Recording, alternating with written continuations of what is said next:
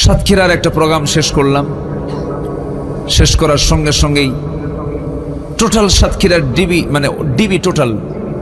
DB team আমাকে ঘেরাও করে মঞ্চ থেকে আমাকে দাওয়াত করে নিয়ে চলে গেল। ডিবি কার্যালয়ে রাখলো। যে আচরণগুলো করা হয়েছে, কোনো আদর্শ মায়ের আদর্শ সন্তান এমন আচরণ করতে পারে না। যে আচরণগুলো করেছে, যে ভাষা, তাদের মুখের ভাষা প্রমাণ করে দেয় এদের জন্মে সমস্যা ছিল।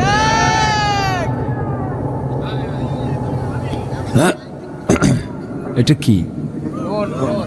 ও ড্রোন। জি, পাখির চোখে আমাকে আপনাকে দেখাচ্ছে। পাখি কেমন করে দেখে, সে ওড়ে আমাদেরকে দেখাচ্ছে, যেন আলোচনাটার সৌন্দর্য যেন ডিসপ্লে যেন ভালো হয়। ভালো সাউন্ড ছাড়া হয় না, সাউন্ড ছাড়া পাখা ছাড়া হয় না তো, তাই না? একটা আওয়াজ হয়, এই আওয়াজে আলোচনার মনোযোগিতা একটু হলেও বিঘ্ন হয়। যাই হোক, হয়ে গেলে এটাকে ক্লোজ করে ফেলুন। আমার দিকে তাকান।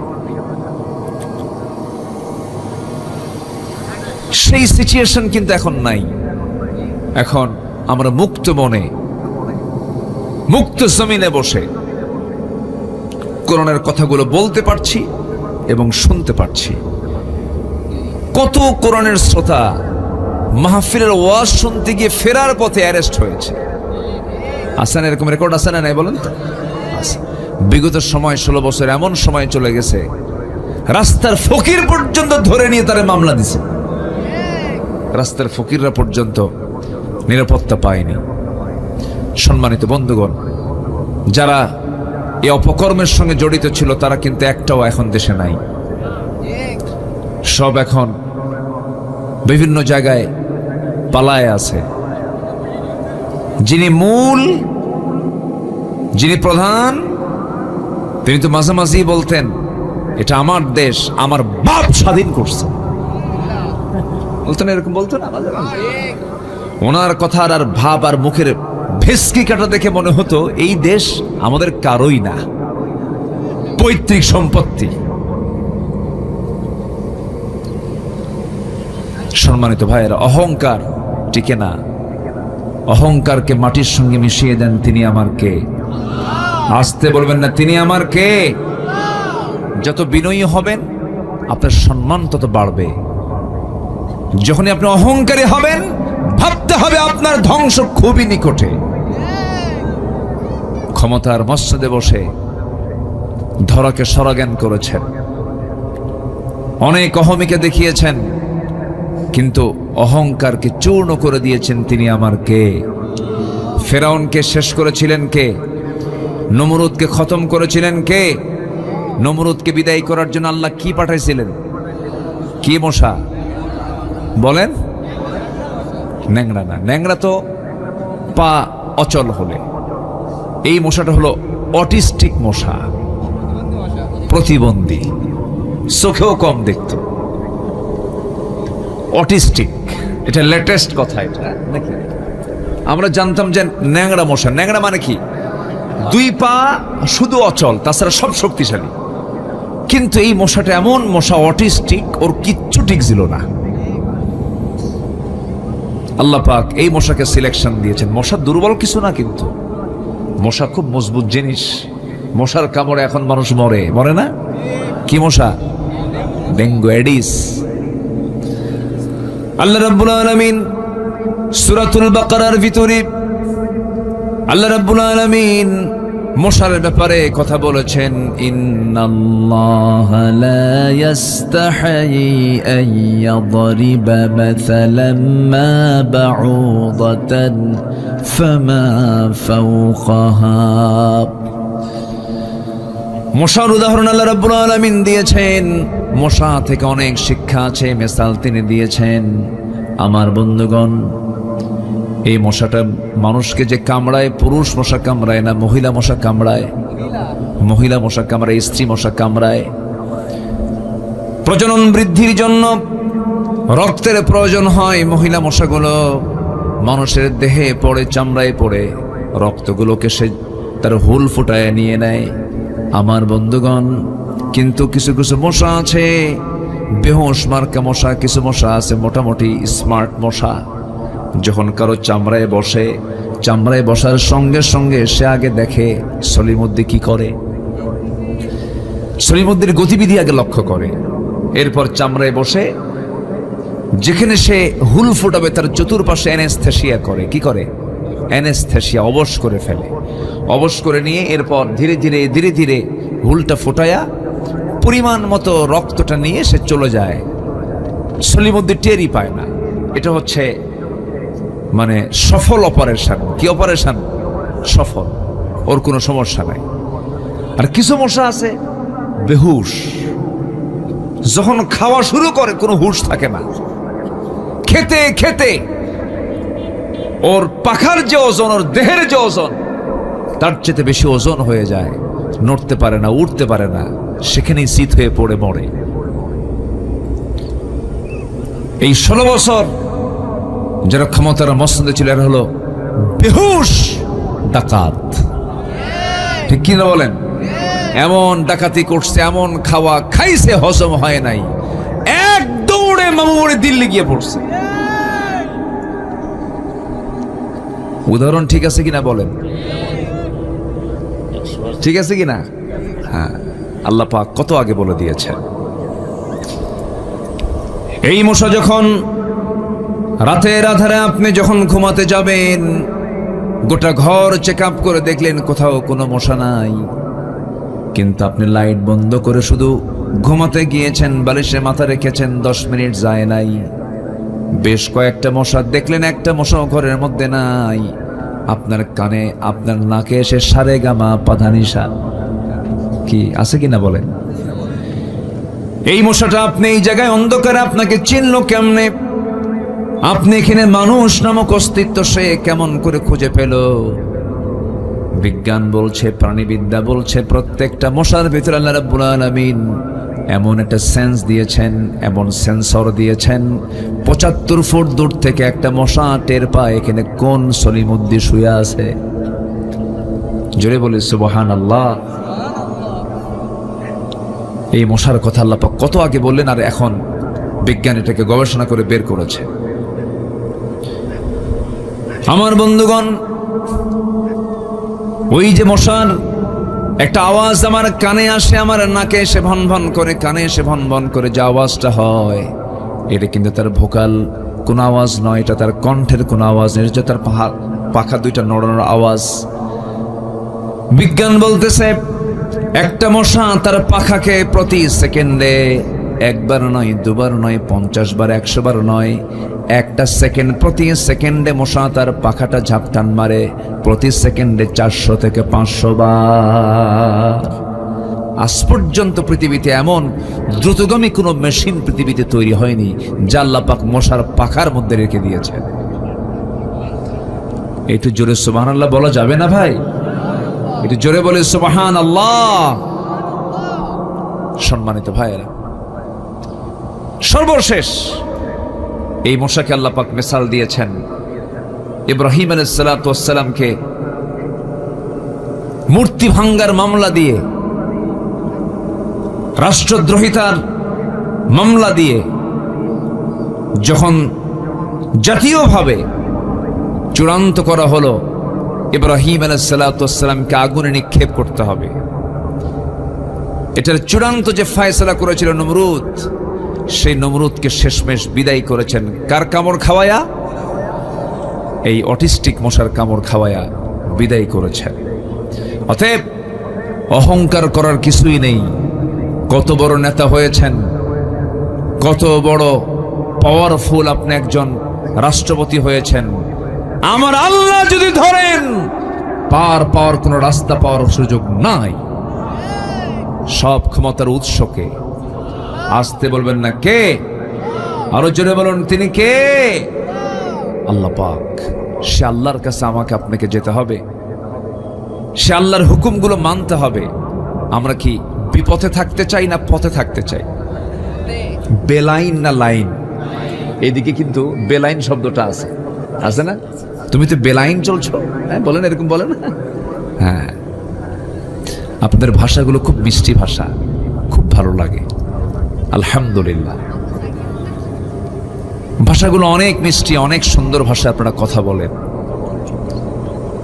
মুর্শিদাবাদ, নদিয়া, এর সঙ্গে লাগোয়া যে অঞ্চলগুলো, এই বেল্ট অনেক সুন্দর ভাষায় কথা বলে। সাতক্ষীরা থেকে যশোর, যশোর থেকে কুষ্টিয়া, মেহেরপুর, চুয়াডাঙ্গা, এই অঞ্চলের ভাষা, বাংলা ভাষা পৃথিবীর মধ্যে সেরা ভাষা।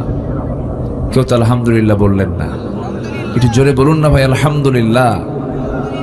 আপনাদের ভাষার মধ্যে কিছু আবার গহনা আছে, যেরকম মেয়েদের কি পড়লে বেশি মানায়, গহনা পড়লে মানায়। তো ভাষার মধ্যে কিছু গহনা আছে, আপনাদের ভাষার গহনায় যেরকম একটা গহনা আছে, ভাত খেয়ে যাবেন বলো, কি এখানে অতিরিক্ত কি আছে বলেন, বলো। ভাত খেয়ে যাবেন বলো, হুজুর দোয়া করবেন বলো, কি আছে কিনা বলেন? আচ্ছা, এই বলো, এটা হচ্ছে ভাষার গহনা। রাজশাহীতে আবার এটা বলো থাকে না। কোথায় যাচ্ছ গো? ওখানে ভাষার গহনা হলো গো। কি বলেন? কি গো। গতকালকে আমার মাহফিল ছিল রংপুর অঞ্চলে, দিনাজপুর, ওইদিকে ওদের ভাষার গহনা হলো বাহে। কি বলেন তো? বাহে। ভাত খাইছো বাহে? বাহে শব্দ ওদের ভাষার গহনা। তাহলে সাতক্ষীরাতে বলো, তারপরে রাজশাহীতে গো, রংপুরে বাহে। নোয়াখালীতে ভাষার গহনা হলো হুজুর দোয়া করবেন কেন, ভাত খাবেন কেন। তাহলে ওদের ভাষা কি বলেন তো? ভাষার গহনা কি? কেন। লক্ষ্মীপুরে যাবেন, ওদের ভাষার গহনা হলো হুজুর দোয়া করবেন যে, ভাত খাবেন যে। যাচ্ছেন কোথায়? যে যে লক্ষ্মীপুরে যে, সাতক্ষীরাতে বলো, নোয়াখালীতে কেন, রাজশাহীতে গো, রংপুরে কি বাহে। এগুলোকে সেট আপ করে দিয়েছেন তিনি আমার কে? আসতে বলেন তিনি আমার কে? আল্লাহ তাআলা। ভাষা, কত ভাষা। এই সাতক্ষীরার শ্যামনগরের সঙ্গে কি এলাকার ভাষার মিল আছে? একটু কম বেশি আছে, কিন্তু আছে কিনা বলেন? কম বেশি আছে। যশোরের দিকে যাবেন, ভাষা আরেক রকম পাবেন, একটু কম বেশি আছে। আল্লাহ পাক এগুলোকে দিয়েছেন, বিভিন্ন কারণে দিয়েছেন। কুষ্টিয়ার মানুষ সেখানে এসে মাস্তানি করবে, ওর ভাষাই ধরা খাবে যে ও কোন এলাকার মাল, ঠিক কিনা বলেন? ভাষাই ধরা খেয়ে যায়।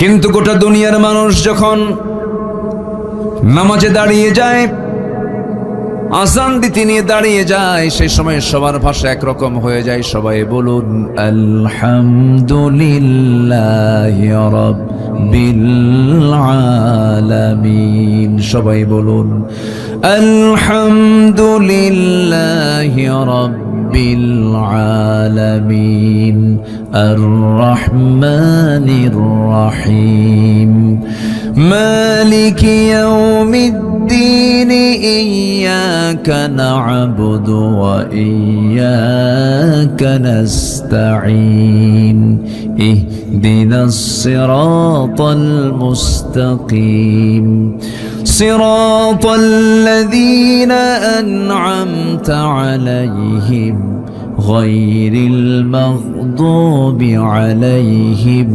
ওয়ালাদ-দাল্লিন। জোরে বলেন, আরো জোরে বলুন আমিন। মক্কার ইমাম কোন সূরা দিয়ে শুরু করে? বলেন বলেন বলেন। ঢাকার ইমাম কোন সূরা দিয়ে পড়ে? সাতক্ষীরার ইমাম কোন সূরা দিয়ে পড়ে? ভারতের ইমাম কোন সূরা দিয়ে পড়ে? সূরাতুল ফাতিহা পড়ে। গোটা পৃথিবীর মুয়াজ্জিন একই আযান দেয়। দেশের হাজি গেছে হজ করতে মক্কায়, কোথাও বাংলা পায় না, সব জায়গায় শুধু আরবি আরবি, কিছুই বোঝে না।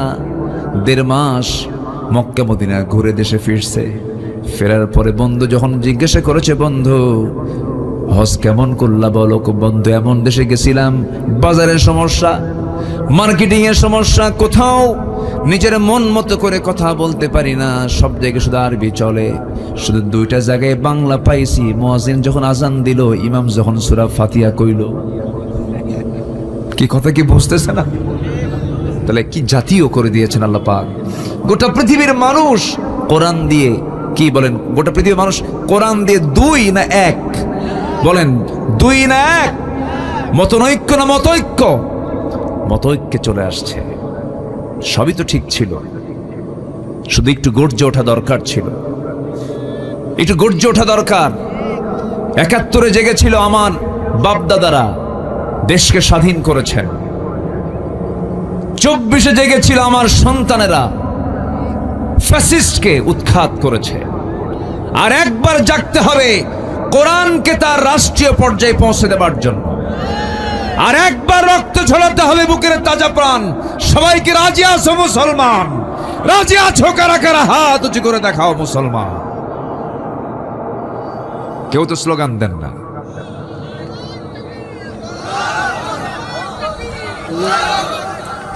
হলো না, একটু মাঝখান থেকে দাঁড়ান না, একটু স্লোগান দেন জোরে।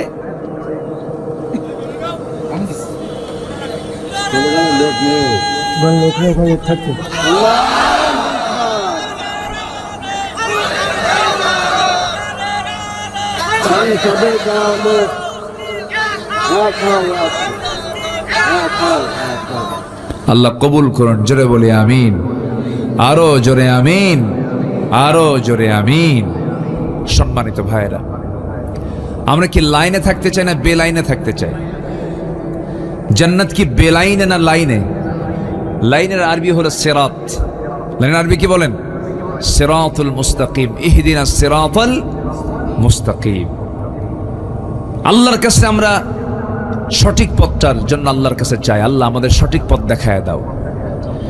সেই সঠিক পথ থেকে আমাকে বেলাইনে অন্য পথে নিয়ে যাওয়ার জন্য প্রাণান্তকর যে চেষ্টা চালায়, তার নাম কি বলেন? তার নাম কি? ইবলিস। কি নাম বলেন? ইবলিস। ইবলিস তো মনে হয় সাতক্ষীরা চেনে না, কলারাও আরো চেনে না, আছে কি না? এই লোকটা উঠলো কেন? এই যে বসেন, কিছুই কয় না। হ্যাঁ বসেন। আমি কি কষ্ট দিয়ে ফেলতেছি আপনাদের? কারো কোনো সমস্যা নাই তো? জোরে বলি ইনশাআল্লাহ। কি যেন বলতেছিলাম? ইবলিস।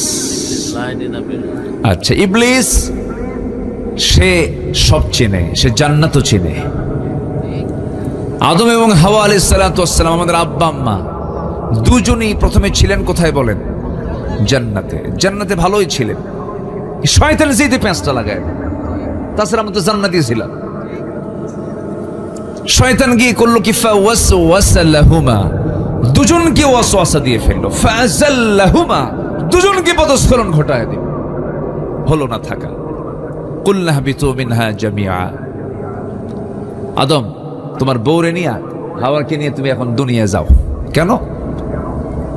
ফালা তাকরাবা হাযিহি শাজারা, কিন্তু চলে গেছো, উপায় তো নাই, নিষিদ্ধ এলাকায় তুমি চলে গেছো, চলে যাও। তো শয়তান যদি জান্নাতের মধ্যে ঢুকে আমার বাপ মা আদম এবং হাওয়াকে যদি টার্গেট করে যদি ধোকায় ফেলতে পারে, শয়তান তো মাহমুদপুর চেনে না, করলা চেনে না, নাকি চেনে? কি চেনে না? আছে, কিন্তু বসে আছে। ওর টার্গেট হলো কেমন করে লোকগুলোকে এখান থেকে বের করে নিয়ে যাওয়া যায়। আর ইমানদারের চিন্তা হলো কেমন করে এখান থেকে আমি হেদায়েত নিয়ে যেতে পারি। বলি আলহামদুলিল্লাহ। একটু থাকুন। পথভ্রষ্টতার কারণগুলো কি কি আমি আজকে একটা একটা করে বলবো। জোরে বলি ইনশাআল্লাহ। মানুষ আল্লাহর পথ থেকে কেমনে ভ্রষ্ট হয়ে যায়, সে কেমনে বেলাইনে চলে যায়, কোন কোন অপকর্মগুলো করলে পরে কোরআন সুন্দর করে বলে দিচ্ছে। 10টা পয়েন্টে 10টা কারণ আমি তুলে ধরবো, একটাও কিন্তু বলিনি, কেবল আলোচনা শুরু। নুরু আলোচনা শুরু, ঠিক আছে না? জি। আল্লাহ রাব্বুল আলামিন বলেন, যেখান থেকে আমি তেলাওয়াত দিয়ে শুরু করেছি, কোরআনটা আমি খুললাম, প্রথমে পেয়ে গেলাম আল্লাহর পরিচয়, সূরা ফাতিহা পড়লাম, এটা দোয়া। সূরা ফাতিহা পড়ার পরে মুত্তাকির পরিচয় পাওয়া যায়, হুদাল্লিল মুত্তাকিন আল্লাযীনা, মুত্তাকিদের পরিচয়। এরপরেই মুত্তাকির পরিচয় শেষ হলে মুনাফিকদের পরিচয় আল্লাহ রাব্বুল আলামিন শুরু করেছেন। আমার বন্ধুগণ, মুত্তাকি হওয়ার জন্য মুনাফিকি ছেড়ে দিতে হবে, মুত্তাকি হওয়ার জন্য ফুসুকি ছেড়ে দিতে হবে, মুত্তাকি হওয়ার জন্য মুনাফিকি ছেড়ে দিতে হবে, মুত্তাকি হওয়ার জন্য কুফরি ছেড়ে দিতে হবে, মুত্তাকি হওয়ার জন্য ফুসুকি ছেড়ে দিতে হবে, মুত্তাকি হওয়ার জন্য মুজরিম পাপ কাজ ছেড়ে দিতে হবে। মহান রব্বুল আলামিন সুন্দর করে বলছেন, ইন তাজতানিবু কাবাইরা মা তুনহাউনা আনহু নুকাফির আনকুম সাইয়্যাতিকুম ওয়া নুদখিলকুম মুদখালান কারীমা। জোরে বলুন আল্লাহু আকবার। বান্দা, তুমি যদি বড় বড় কবিরা গুনাহগুলো ছেড়ে দাও, ছোট ছোট গুনার দিকে আমি আল্লাহ তাকাবই না। আমি আল্লাহ তোমার তামাম জিন্দেগীর সমস্ত গুনাহগুলোকে মাফ করে সম্মানজনক জান্নাত আমি তোমাকে বুঝাইয়া দেব তোমার হাতে। জোরে কোন সুবহানাল্লাহ। শর্ত হলো বড় বড় কবিরা গুনাহগুলো ছাড়তে হবে। কবিরা গুনার মধ্যে 1 নম্বর কবিরা গুনাহ হলো কুফরি করা। কি করা? কুফরি করা। আল্লাহ রাব্বুল আলামিন সূরা বাকারার 6 নম্বর আয়াত, কয় নম্বর? আমি যে একটু আয়াত বলতেছি, রাগ করতেছেন নাকি আপনারা? আয়াত যত বেশি বরকত তত বেশি, আয়াত নাই বরকত নাই। আল্লাহ রাব্বুল আলামিন বলেন, ইন্নাল্লাযীনা কাফারু সাওয়াউন আলাইহিম আআনযারতাহুম আম লাম তুনযিরহুম লা ইউমিনুন। যারা কুফরি করে আপনি তাদেরকে সতর্ক করেন আর নাই করেন, কোনো কাজ হবে না, দুটো একই কথা। তারা কখনো ঈমান আনবে না। আমাদের সমাজে কিছু লোক আছে, হাজারবার বুঝান কোনো কাম হবে না। আল্লাহর দল করো, আল্লাহর দল করো। কিছু লোক আছে নামাজ পড়বো, রোজা রাখবো, আবার আল্লাহর দল করা লাগবে কি? ভুল হবে আল্লাহর কাছে মাফ চেয়ে নেব। নামাজ পড়বে আল্লাহর নিয়মে, রোজা রাখবে আল্লাহর নিয়মে, দল করবে শয়তানের নিয়মে। আছে না নাই? আচ্ছা, দল হবে কার নিয়মে? দল করতে হবে কার দল? আসতে বলবেন না, কার দল? আল্লাহর দল। এদেশে বহু দল আছে, এর মধ্যে সর্ববৃহৎ 4টা দল, নাম বলার দরকার নেই, বুঝে নেবেন তো, সবাই তো জানেনি। এদেশে অনেকগুলো দলের ভিতরে বৃহত্তম 4টা দল আছে, জনসমর্থন যাদের মোটামুটি আছে। 4টা বৃহৎ দল। এই 4টা বৃহৎ দলের মধ্যে আবার কিছু ইসলামী দল আছে, আবার কিছু আছে অন ইসলামী দল। আছে না নাই বলেন তো? আছে। যে দলটা স্বীকার করে ফেলে যে আমরা ইসলামী দল না, নন ইসলামিক পার্টি, অন ইসলামী দল। আর কিছু দল তারা বলে না, আমরা ইসলামী দল, আমরা ইসলামকে প্রতিষ্ঠা করতে চাই। আছে না নাই বলেন? আচ্ছা, তো আমি মুসলমান হিসাবে আমার কি ইসলামী দল করা দরকার না অন ইসলামী দল করা দরকার? বলেন বলেন বলেন। আগে প্রথম প্রশ্ন করি, দলটা করা কি? অনেকে চুপচাপ আছেন, কিচ্ছু বলতেছেন না। হুজুর বলে কোন বেকা দেয় পড়বো? দল তো করি না। দল যে করেন না এটাও বিপদ, দল না করলেও বিপদ। কিন্তু যে বলে আমি নিরপেক্ষ, আমার কোনো দল নাই, ওটা সবচাইতে বড় শয়তান। ওটা যে বলে আমি নিরপেক্ষ, আমার কোনো দল নাই, ওর দল হলো শয়তান। আমার কথা কি বুঝতেছেন ভাইরা? স্বামী স্ত্রী দুটা, একটা স্বামী একটা স্ত্রী, একটা পুরুষ আর একটা কি মহিলা। পুরুষ মহিলা এক জায়গায় হলে তো সন্তান হওয়া সম্ভব নাকি? কি মহিলা মহিলা এক হয়ে কি হবে? হবে না। আবার পুরুষ পুরুষ এক হয়ে কি বংশ বিস্তার হবে? হবে না। সক্রিয় হওয়ার জন্য নারী পুরুষকে এক জায়গায় হতে হবে। সম্মানিত বন্ধুগণ, যে বলে আমি কোনো পক্ষই না, ও তো কিছুই না, ওর দিকে কিছুই হবে না, ও হলো হিজড়া। আমার কথা কি বুঝতেছেন? এই জন্য মুসলমান নিরপেক্ষ থাকবে না, মুসলমান পক্ষ নেবে একজনের। তিনি কে? কার দল? আসতে বলবেন না, কার দল? সে দলের নাম কি? আরো জোরে, আরো জোরে, আরো জোরে। মনে হয় কষ্ট দিয়ে ফেলতেছে আপনাদের। হুজুর এগুলো কি কন? একটু নামাজের বয়ান করেন, একটু কান্দায় ফেলেন না। আমাকে লাইন আগে খুঁজে বের করতে হবে, জান্নাতের লাইন কোনটা। অনেক জাহান্নামী জাহান্নামে যাবে, নামাজ পড়েও তারা জান্নাত পাবে না। আছে না নাই? অনেকে ব্যক্তিগত জীবনে ইসলামকে মানতে চান, কিন্তু রাজনৈতিক জীবনে, রাষ্ট্রীয় জীবনে ইসলামকে মানতে চান না। উনি মুসলমান নন, উনি ভণ্ড, উনি প্রতারক। ক্লিয়ার কথা, নির্ভেজাল কথা বলছি। পছন্দ হলে আলহামদুলিল্লাহ, না হলেও আলহামদুলিল্লাহ। কথা ক্লিয়ার হওয়া উচিত। কোরআন ক্লিয়ার কথা বলে দেয়। দেখেন আল্লাহ আরো কি ক্লিয়ার বলতেছে, দেখেন। আমার না কথা, কোরআন বলতেছে। কোরআন সুন্দর করে বলে দিচ্ছে, وَمَن يَبْتَغِ غَيْرَ الْإِسْلَامِ دِينًا فَلَن يُقْبَلَ مِنْهُ وَهُوَ فِي الْآخِرَةِ مِنَ الْخَاسِرِينَ।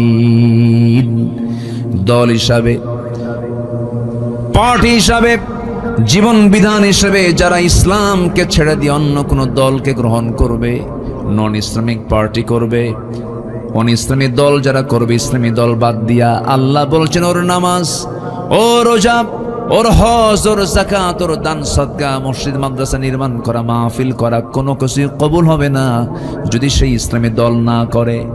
এই জন্য দল করতে হবে কার? আসতে বলবেন না, কার? ইসলামটা এসেছে কার পক্ষ থেকে? আদমের দলের নাম কি ছিল? জোরে জোরে জোরে জোরে আমাদের বাপকে বলেন। আদম বলেন, আমাদের বাপকে। আদম, তার দলের নাম কি ছিল? আমার নবীর নাম কি বলুন? মুহাম্মদ সাল্লাল্লাহু, তার দলের নাম কি ছিল? ইসলাম। জাতির পিতাকে আরো জোরে। এটা তো 16 বছর আটকে রাখছিল, এটা 16 বছর আটকে রাখছিল না একটু?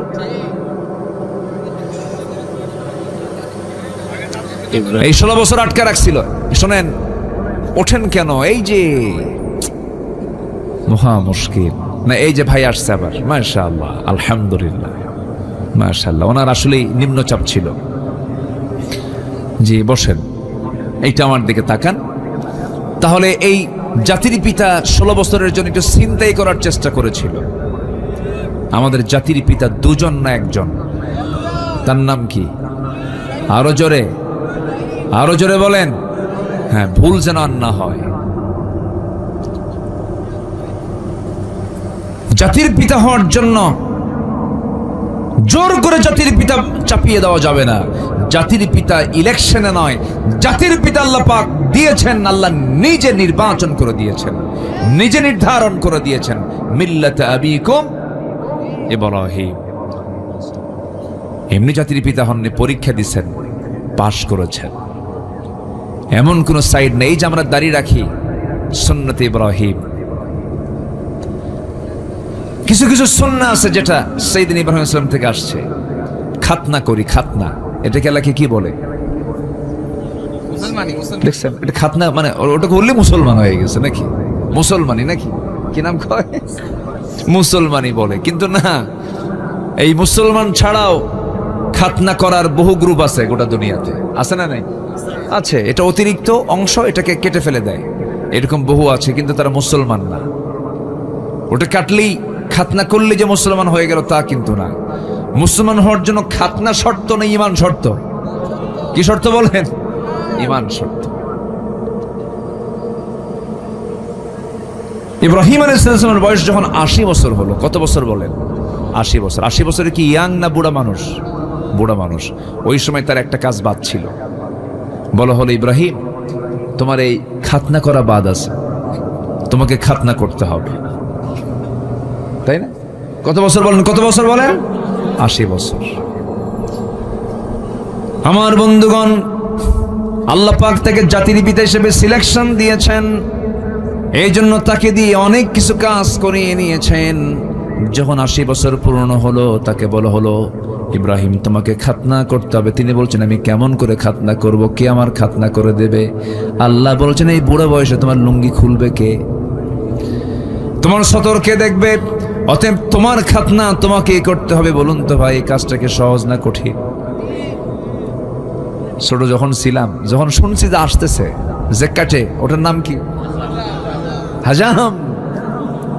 শুনছি শুধু আসতেছে, এই দিক দিয়ে আসে, ওই দিক দিয়ে পিছন দিয়ে মারে দৌড়, বাপ মা টেনে ধরে না, আবার হাত পা আটকা মানে বাইন্দিয়া এরপরে সাইজ করে মুসলমান হও। এই যে খাতনার পদ্ধতি, এটা চালু করেছেন কোন নবী দিয়ে? বলেন বলেন কোন নবী দিয়ে? ইব্রাহিম আলাইহিস সালাতু ওয়াস সালাম। জাতির পিতা হওয়ার জন্য কত কি আল্লাহ পাক তাকে দিয়ে করেছেন। অনেক পরীক্ষা করা হয়েছে, প্রত্যেকটা পরীক্ষায় তিনি ফেল না পাস করেছেন। আমি খুবই আনন্দিত, আপনারা একটা লোক নড়েননি মাহফিল থেকে, সবাই পিনপতন হয়ে বসে আছেন। বলি আলহামদুলিল্লাহ। পথভ্রষ্টতার কারণ হলো 10টা। কয়টা বলেন তো? 1 নম্বর বলেছি কুফরি করা। কি করা বলেন? কুফরি করা। আরো আছে কয়টা? 9টা। আমরা সুন্দর করে শুনবো, বসে বসে শুনবো। মা বোন মাহফিল আসছেন, আল্লাহ তুমি মা বোনদের অংশগ্রহণকে কবুল করো। বেশি করে মার্কেট